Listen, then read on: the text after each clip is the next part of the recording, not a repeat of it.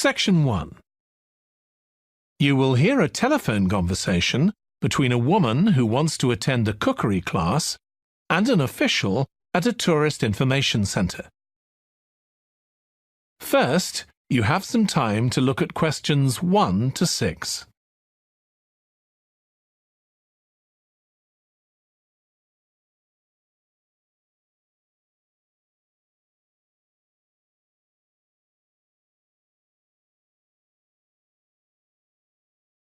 Now we shall begin.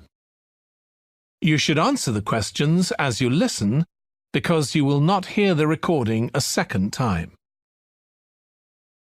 Listen carefully and answer questions 1 to 6. Hello, Tourist Information Centre. Mike speaking. How can I help you? Oh, hi. I wanted to find out about cookery classes. I believe there are some one-day classes for tourists. Well, they're open to everyone, but tourists are always welcome. OK, let me give you some details of what's available. There are several classes. One very popular one is at the food studio. OK. They focus on seasonal products, and as well as teaching you how to cook them, they also show you how to choose them. Right, that sounds good. How big are the classes? I'm not sure exactly, but they'll be quite small. And could I get a private lesson there? I think so. Let me check. Yes, they do offer those. Though, in fact, most of the people who attend the classes find it's a nice way of getting to know one another. I suppose it must be, yes. And this company has a special deal for clients where they offer a discount of 20% if you return for a further class. OK, but you said there were several classes. That's right. Another one you might be interested in is Bond's Cookery School. They're quite new. They just opened 6 months ago, but I've heard good things about them. They concentrate on teaching you to prepare healthy food, and they have quite a lot of specialist staff. So is that food for people on a diet and things like that? I don't know if I'd be interested in that. Well, I don't think they particularly focus on low-calorie diets or weight loss. It's more to do with recipes that look at specific needs, like including ingredients that will help build up your bones and make them stronger, that sort of thing. I see. Well, I might be interested. I'm not sure. Do they have a website I could check? Yes, just key in the name of the school. It'll come up. And if you want to know more about them, every Thursday evening they have a lecture at the school. It's free, and you don't need to book or anything. Just turn up at 7:30. And that might give you an idea of whether you want to go to an actual class. Before you hear the rest of the conversation, you have some time to look at questions 7 to... Now listen and answer questions 7 to 10. OK, there's one more place you might be interested in. That's got a rather strange name. It's called the Aretsa Centre. That's spelled A-R-R-E-T-S-A. OK. They've got a very good reputation. They do a bit of meat and fish cookery, but they mostly specialise in vegetarian dishes. Right. That's certainly an area I'd like to learn more about. I've got lots of friends who don't eat meat. In fact, I think I might have seen that school today. Is it just by the market? That's right. So they don't have any problem getting their ingredients. They're right next door. And they also offer a special 2-hour course in how to use a knife. They cover all the different skills, buying them, sharpening, chopping techniques. It gets booked up quickly, though, so you'd need to check it was available. Right. Well, thank you very much. I'll go and check that out. That is the end of section 1. You now have half a minute to check your answers.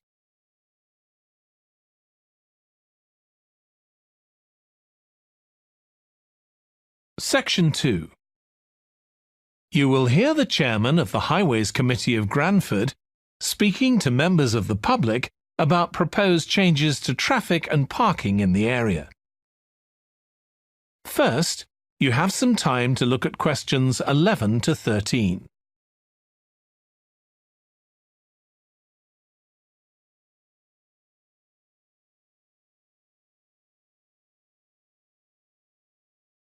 Now listen carefully and answer questions 11 to 13.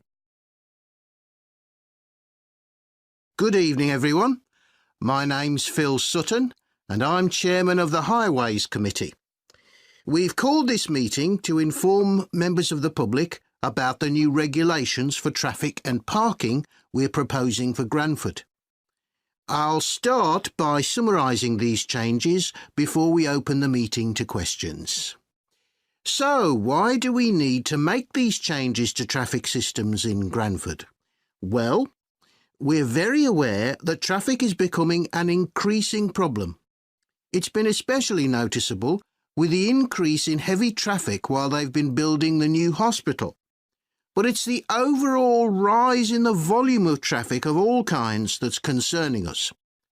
To date, there's not been any increase in traffic accidents, but that's not something we want to see happen, obviously.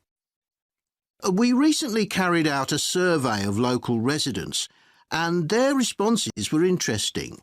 People were very concerned about the lack of visibility on some roads due to cars parked along the sides of the roads. We'd expected complaints about the congestion near the school when parents are dropping off their children or picking them up. But this wasn't top of the list, and nor were noise and fumes from trucks and lorries, though they were mentioned by some people. We think these new traffic regulations would make a lot of difference, but we still have a long way to go. We've managed to keep our proposals within budget, so they can be covered by the council. But of course it's no good introducing new regulations if we don't have a way of making sure that everyone obeys them. And that's an area we're still working on with the help of representatives from the police force. Before you hear the rest of the talk, you have some time to look at questions 14 to 20.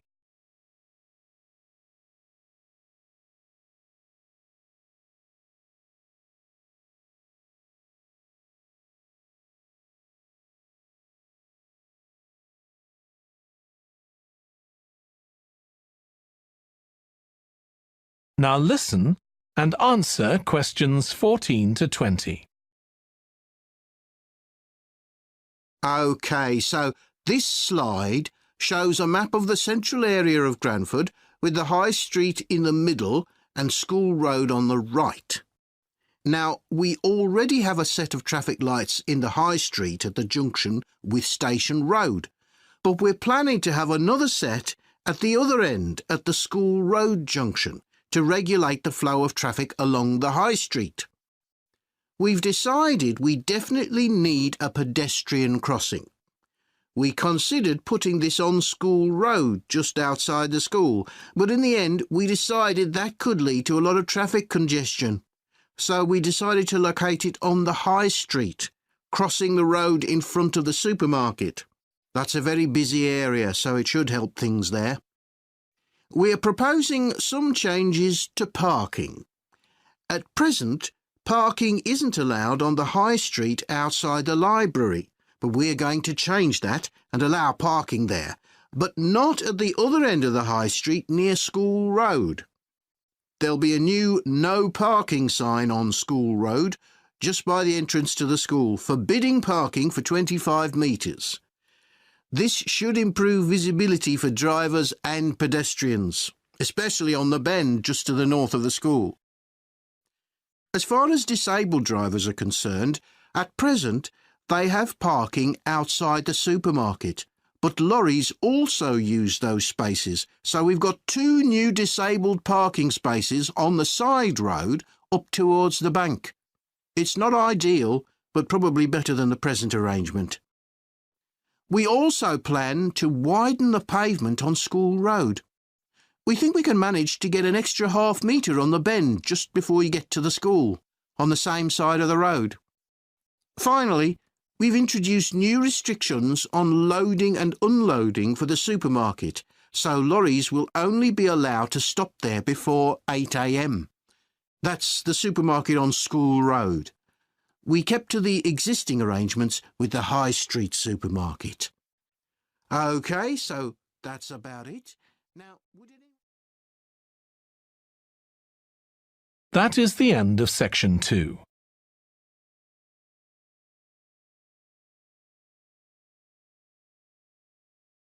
Now turn to section 3. Section 3.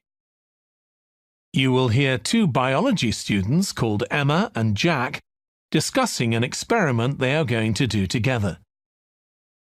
First, you have some time to look at questions 21 to 25.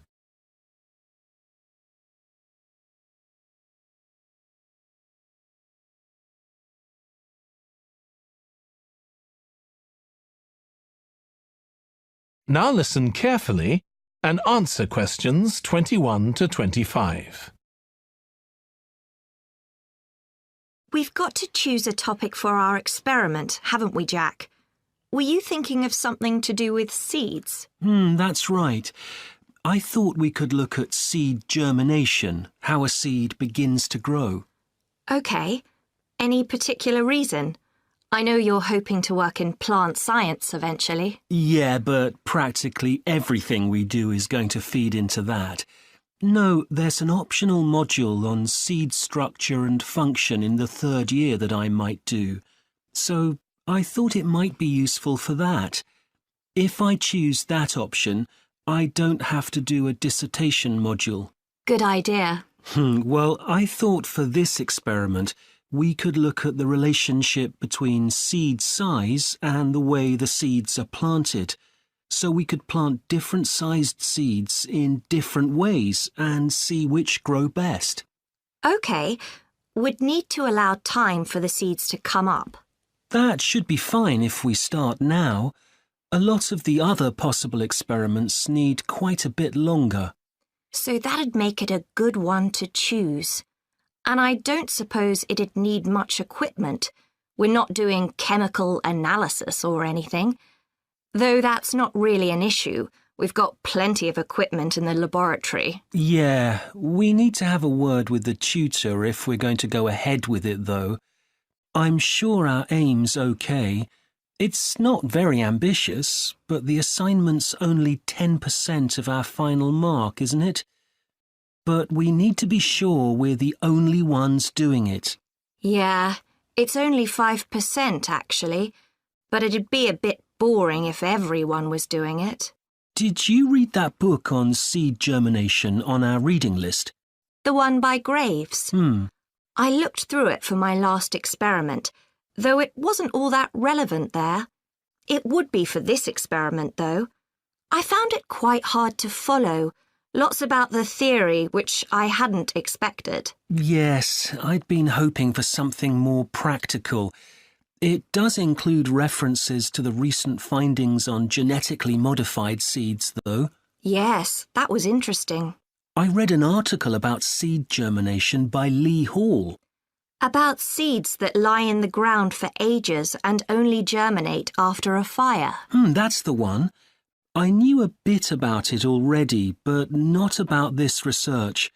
His analysis of figures comparing the times of the fires and the proportion of seeds that germinated was done in a lot of detail. Very impressive. Was that the article with the illustrations of early stages of plant development? They were very clear. I think those diagrams were in another article.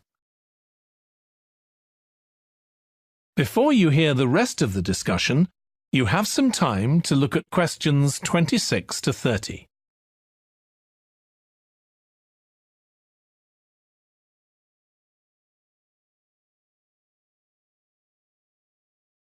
Now listen and answer questions 26 to 30. Anyway, shall we have a look at the procedure for our experiment? We'll need to get going with it quite soon. Right. So the first thing we have to do is find our seeds. I think vegetable seeds would be best, and obviously they mustn't all be the same size. So how many sorts do we need? About 4 different ones? I think that would be enough. There'll be quite a large number of seeds for each one. Then for each seed, we need to find out how much it weighs and also measure its dimensions, and we need to keep a careful record of all that. That'll be quite time-consuming, and we also need to decide how deep we're going to plant the seeds, right on the surface a few millimetres down, or several centimetres. OK, so then we get planting. Do you think we can plant several seeds together in the same plant pot? No, I think we need a different one for each seed. Right. And we'll need to label them. We can use different coloured labels. Then we wait for the seeds to germinate. I reckon that'll be about 3 weeks, depending on what the weather's like. Then we see if our plants have come up and write down how tall they've grown. Then all we have to do is look at our numbers and see if there's any relation between them. That's right. So then we get... That is the end of section 3. You now have half a minute to check your answers.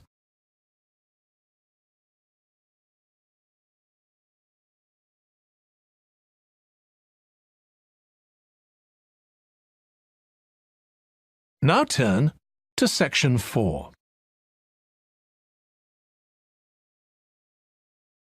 Section 4. You will hear part of a lecture on an environmental studies course about recent research on how animals are adapting to urban environments. First, you have some time to look at questions 31 to 40.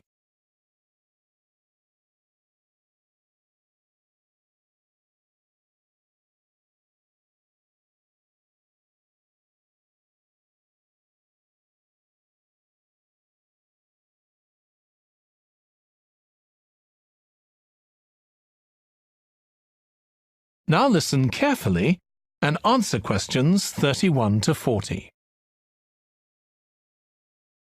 Hi. Today we're going to be looking at animals in urban environments, and I'm going to be telling you about some research on how they're affected by these environments. Now, in evolutionary terms, urban environments represent huge upheavals, the sorts of massive changes that usually happen over millions of years. And we used to think that only a few species could adapt to this new environment. One species which is well known as being highly adaptable is the crow, and there have been various studies about how they manage to learn new skills. Another successful species is the pigeon, because they're able to perch on ledges on the walls of city buildings, just like they once perched on cliffs by the sea. But, in fact, we're now finding that these early immigrants were just the start of a more general movement of animals into cities, and of adaptation by these animals to city life. And one thing that researchers are finding especially interesting is the speed with which they're doing this. We're not talking about gradual evolution here.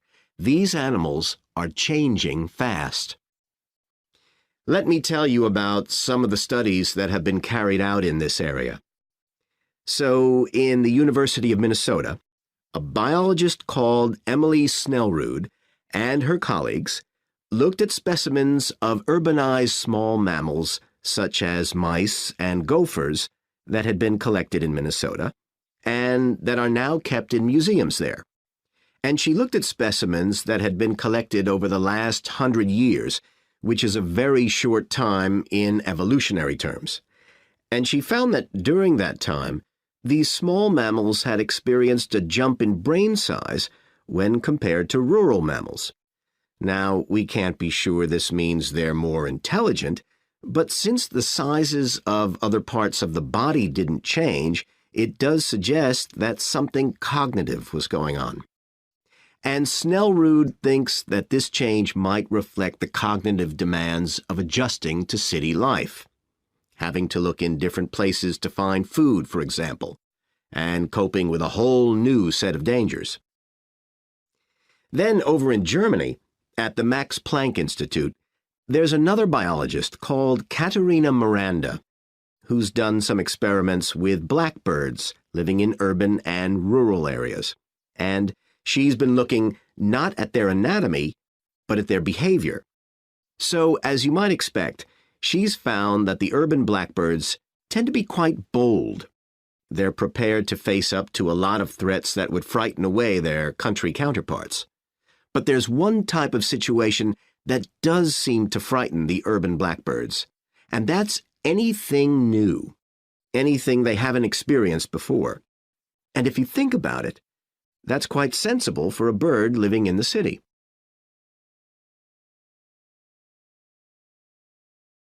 Jonathan Atwell, in Indiana University, is looking at how a range of animals respond to urban environments. He's found that when they're under stress, their endocrine systems react by reducing the amount of hormones such as corticosterone into their blood. It's a sensible-seeming adaptation. A rat that gets scared every time a subway train rolls past won't be very successful. There's just one more study I'd like to mention, which is by Sarah Parton and her team. And they've been looking at how squirrels communicate in an urban environment, and they've found that a routine part of their communication is carried out by waving their tails.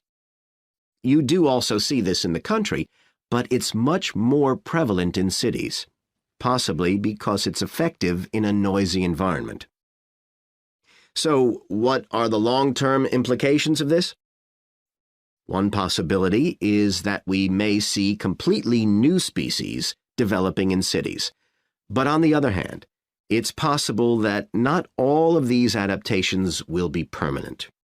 Once the animal's got accustomed to its new environment, it may no longer need the features it's developed. So now we've had a look at adaptation. That is the end of section 4. You now have half a minute to check your answers.